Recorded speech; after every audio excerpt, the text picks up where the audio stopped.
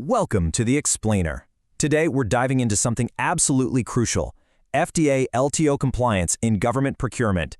We're putting a spotlight on this legal reminder specifically to protect you.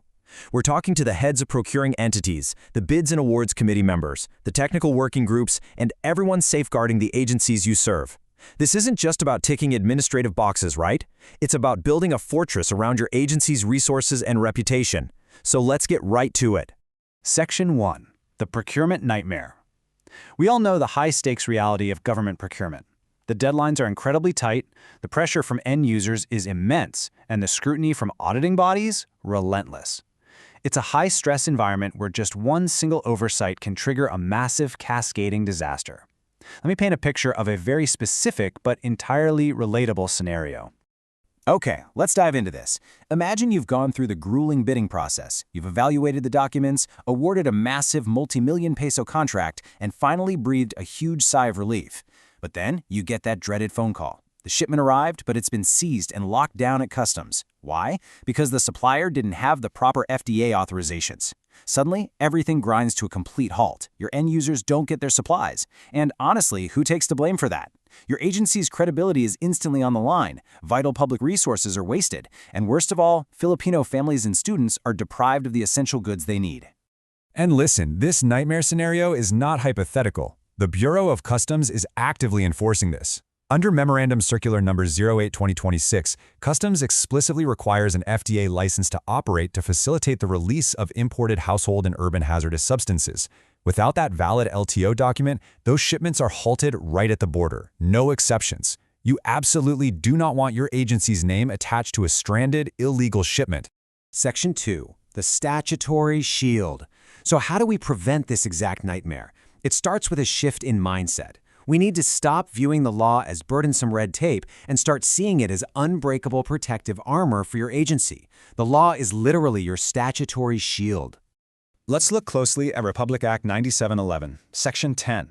It strictly prohibits the manufacture, importation, and sale of any health product not registered with the FDA.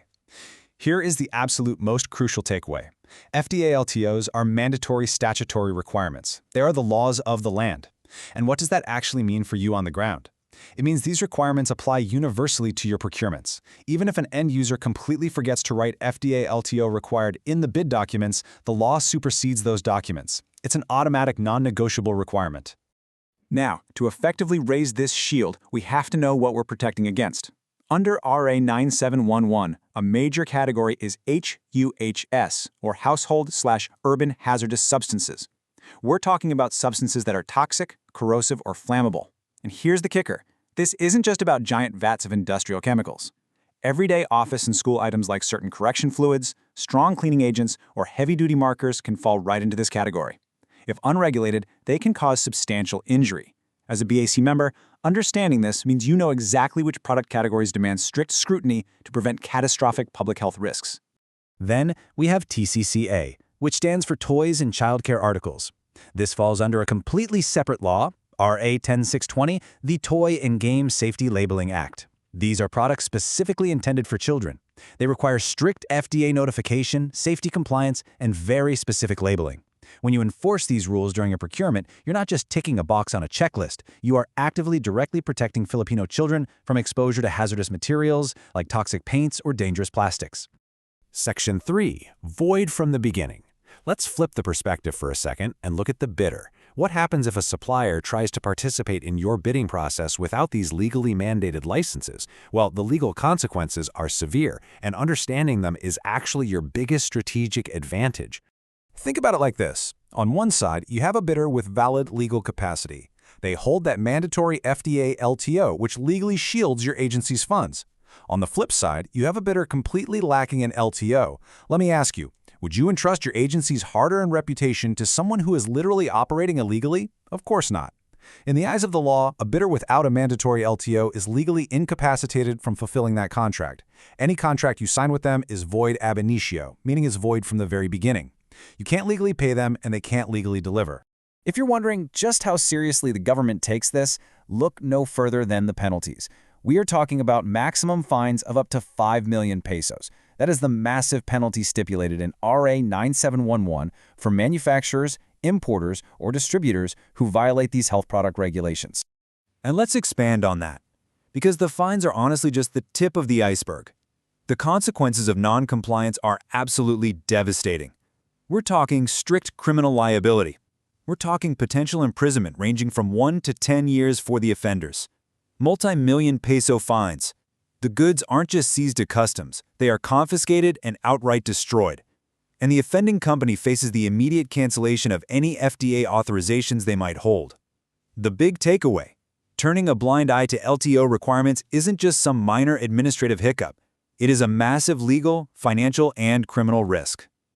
Section 4. BAC, Guardians of Diligence. This brings us directly to you, the Bids and Awards Committee and the technical working groups.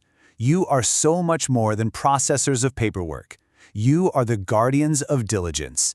By enforcing these rules, your rigorous checks become the ultimate safeguard, ensuring the absolute integrity of government procurement. And this brilliantly illustrates what we're talking about in the real world. Think about science and mathematics equipment procured by the Department of Education. Human anatomy models, lung demonstrators, protein synthesis sets. They just look like standard educational tools, right? But under the law, many of these materials fall perfectly under FDA regulations for toys and childcare articles or hazardous substances. Because they will be handled directly by children and teachers, they require absolute, strict FDA LTO compliance. So how do you actually turn this into an actionable process? Well, DepEd has set an absolute gold standard here. In their Annex D technical specifications, specifically Item 13, they outline the best practice perfectly. Step 1. They explicitly mandate that bidders submit valid FDA LTOs for TCCA and HUHS during the bid opening, not later during post-qualification, but right at the start to prove legal capacity. Step 2. They require a single General Certificate of Non-Toxicity straight from the manufacturer. And Step 3, they rigorously ensure products meet the strict RA 1620 packaging and labeling requirements. Honestly, if DepEd can institute this level of rigorous protection for our schools, every single agency can and definitely should do exactly the same. Section 5. Your legacy of integrity. As we wrap up this explainer, I really want you to think about the lasting impact of your role. Procurement isn't just about buying things, it's the backbone of public service. Enforcing FDA LTO compliance is your agency's absolute guarantee of safety. It's your legacy of integrity. This is the core message I want you to take back to your teams today. FDA LTOs are not optional. They're not a friendly suggestion. They are the law of the land, and most importantly, they are your protection. Enforcing these statutory requirements is a massive strategic advantage for you. It protects your agency from negligence, it shields your funds from being dumped into void contracts, and above all, it ensures the safety of the Filipino people. So, I'm going to leave you with a final thought as you head into your very next procurement process. When those bids are open and the pressure is really on, will you leave your agency exposed to the nightmare of seized shipments and massive legal liabilities? Or will you confidently enforce the law, demand those FDA LTOs, and raise the shield? The choice is yours, and the integrity of your agency depends on it. Thanks so much for joining me on this explainer, and I'll see you next time.